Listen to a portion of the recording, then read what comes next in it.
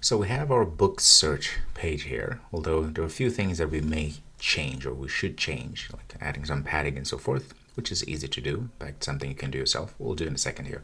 But the important thing to remember, there's two things that we need to think about is, first of all, of course, the cosmetics of things, which is easy to do, as I said, but also how do we retrieve those books or where do we get those books? Let's start first by doing the easy things, which is let's add some padding around this text form here, or form field, I should say. Let's start with adding some padding around this text field. Let's go back to our code.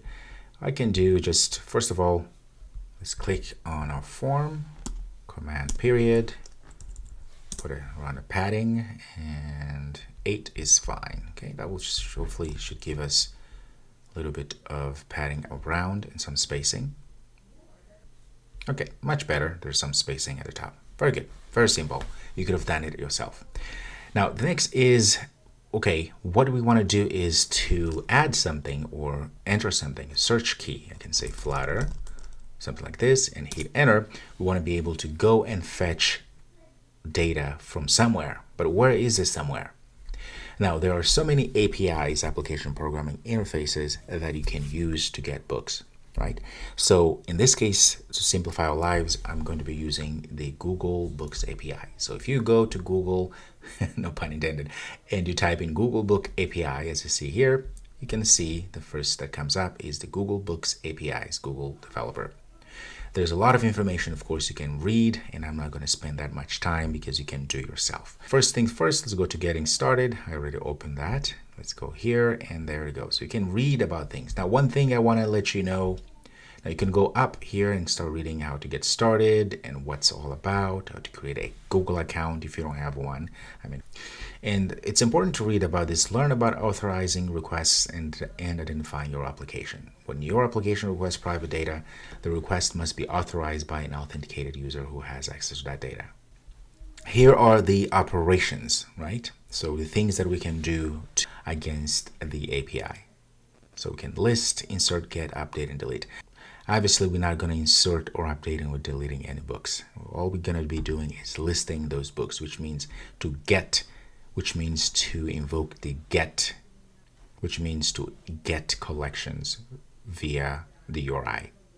It says here the operations that are supported for the various types of resources are summarized in the table below. So for volumes, which means just to go and get books, it says yes here, both authenticated users and unauthenticated users can perform that. So in this case here, for what we want, which is volumes, just to get books, to list them, we can either be authenticated, which means to have an API key, or not have an API key.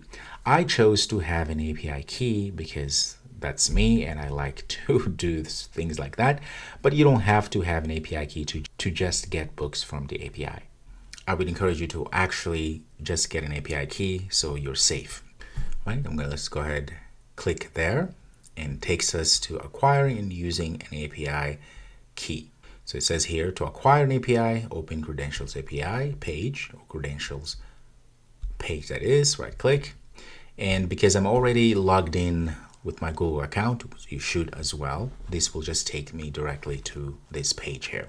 What you want to do here is create credentials, click there. What we want is API key, click there as well. It says creating an API key.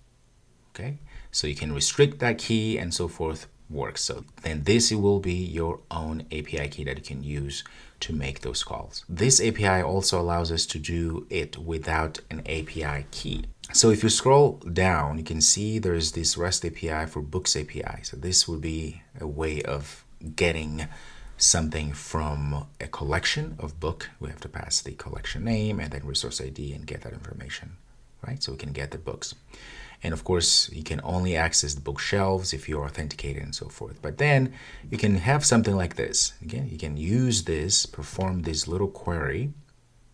If you copy this and open a new page, enter, you can see that you're able to then get results from the book API, which is really neat. So this is how it looks like. Now, if you're not able to see anything like this nice JSON JSON format here of this data. That's because you don't have what I call the JSON view extension for Chrome. There's many other services that allow you to see something similar to this when we are dealing with JSON. But if you want, you can just install this JSON view extension for Chrome, and then you're going to be able to see this structure. It's pretty handy. So this is what it looks like when we ask, for instance, in this case, quilting, or I can say Flutter development, hit enter, and voila, it gives us all these books, all this information about Flutter and so forth, right? So all the books that are related to Flutter. So this is what we're going to be tapping into to get responses from our search when we are trying to get books. If you don't want to go through the trouble of having the API key, that also is valid. You can also use this endpoint here, as we saw from here, and then pass in the query, right? You can see, and then hit enter. You should see something like that. All right. So this is what we're going to be using to populate books into our web app.